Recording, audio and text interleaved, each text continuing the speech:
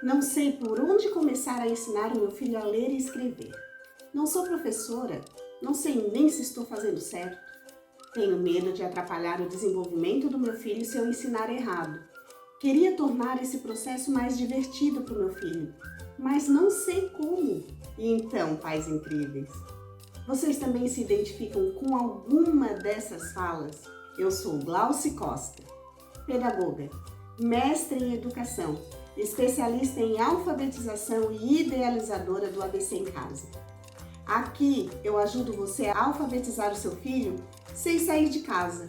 Mas antes de seguirmos adiante, deixa o seu like nesse vídeo e se inscreve nesse nosso canal para não perder nenhum conteúdo sobre como complementar a alfabetização escolar do seu filho em casa.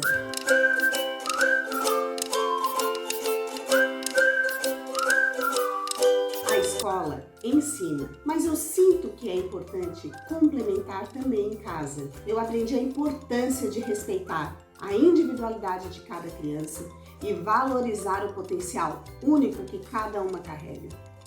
Também descobri que a alfabetização vai muito além das letras e palavras. A alfabetização envolve aspectos emocionais, envolve aspectos cognitivos e tudo isso impacta diretamente na aprendizagem da criança. Afinal, a alfabetização é um novo universo para os pequenos e para os pais. O primeiro passo é apoiar e encorajar os seus filhos durante essa jornada. Do que adianta você querer que seu filho escreva palavras, por exemplo, se ainda nem conhece o nome e o som das letras?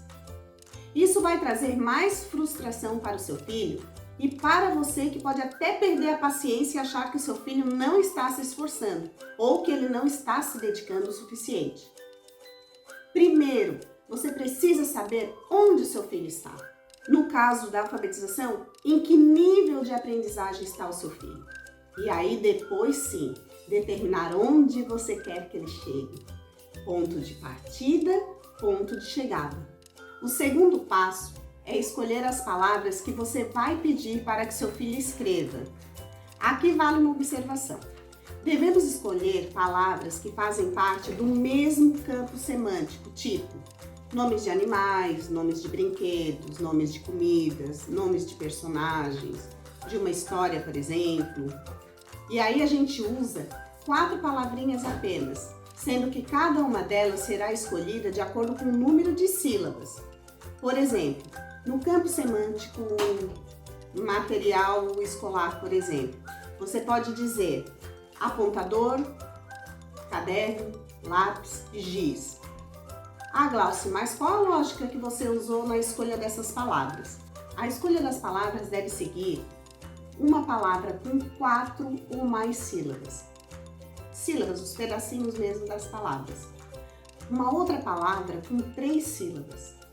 Outra palavra com 2 sílabas. E uma palavra com 1 sílaba.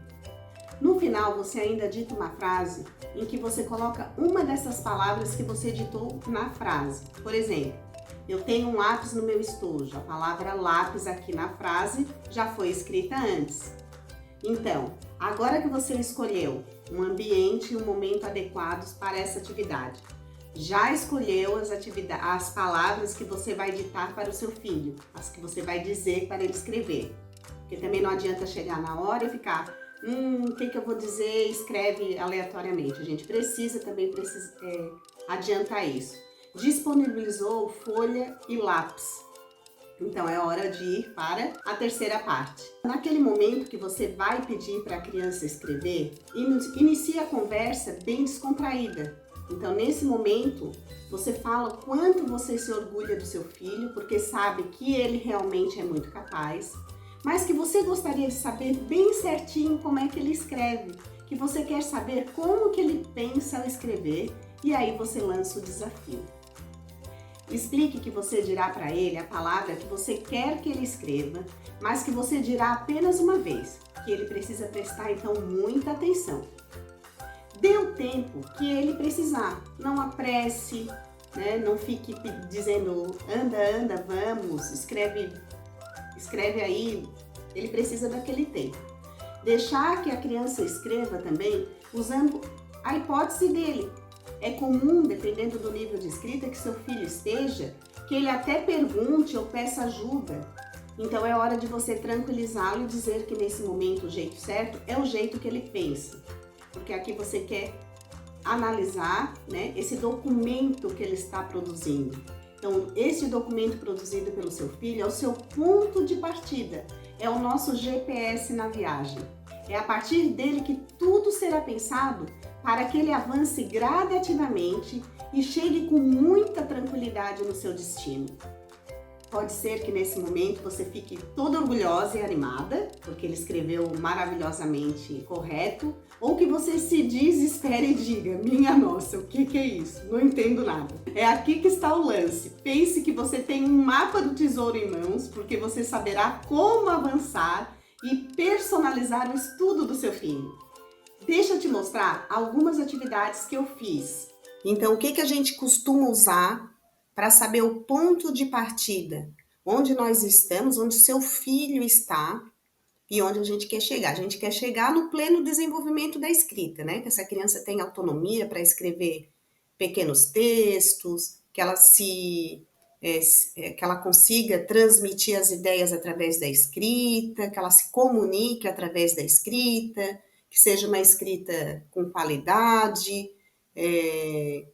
com boa compreensão. Isso é o final aí do processo de alfabetização. Mas essas etapas de classificação do nível de escrita, elas nos ajudam a saber o ponto de partida. Então, quando eu falei para vocês lá da viagem, do GPS, que eu preciso saber a origem, é isso aqui que a gente faz para identificar em que estágio a criança está. E é isso que você vai fazer para saber em que nível o seu filho está e poder personalizar as atividades para ele. Então, se o seu filho já está, vamos imaginar que ele já esteja aqui, numa escrita silábica alfabética, não há necessidade de você ficar estimulando atividades que nós usaríamos nas etapas anteriores. Da mesma forma, ao contrário, se o seu filho está aqui na pré-silábica, que é bem o início aí do pensamento, indo para o papel da criança, e a gente já trabalha com atividades de uma criança que tem uma consciência silábica alfabética, essa criança aqui também não vai estar tendo o estímulo adequado. Pelo contrário, ela vai até se sentir frustrada, né? Porque está propondo coisas ali que ela ainda não está pronta para realizar. Então, aqui seria o princípio alfabético mesmo, aí a criança dando conta já disso, tá? Então, nível pré-silábico, como que é a escrita dessa criança? Vamos imaginar que você colocou seu filho ali para escrever e ele desenhou, inventou letras, e aí você se apavora porque diz assim, meu Deus, meu filho não está sabendo nada. E não é isso, tá? Então, isso na verdade, é um tesouro que você vai ter em mãos para saber como iniciar o processo de ajuda e de intervenção. Então, essa criança pré-silábica, ela pode simular como se fosse uma letra cursiva, ela pode usar, nesse exemplo do lado aqui, nesse segundo exemplo, colocando muitas letras para representar a palavra. Olhem aqui a palavra borboleta, né?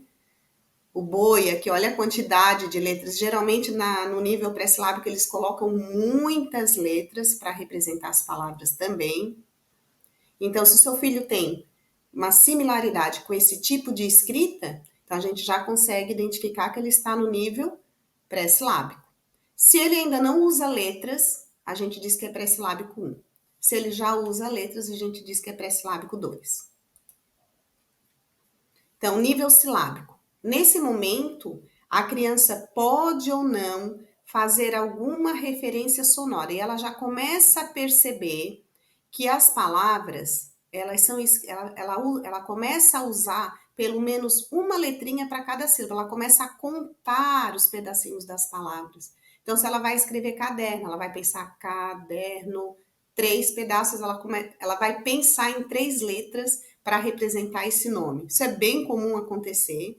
Então, ou ela usa qualquer letra, ou ela vai tentar associar o som à letra. Então, nós temos aqui do lado esquerdo da sua tela gelatina. Então, observe que gelatina, paçoca, torta, são palavras em que a criança usou letras, na maioria das vezes, aqui uma letra para cada sílaba, bem aleatória, não faz referência ao som, com exceção aqui da letra I, que está se referindo ao ti. E do lado direito, a gente já vê aí uma preocupação maior em associar esse som à letrinha. Então, do macaco, né? O M para o ma, o K para o K, a letra K, né, para a sílaba K, e o O para a sílaba co. É bem comum também vocês verem a letra K sendo usada para representar o som da sílaba K. Pedra, né? Então, duas sílabas aí, duas letrinhas com som, né? Bota também, o O e o T. Bó, usou o O. O tá, usou o T. E ali, café. Então, aqui a criança está no nível silábico.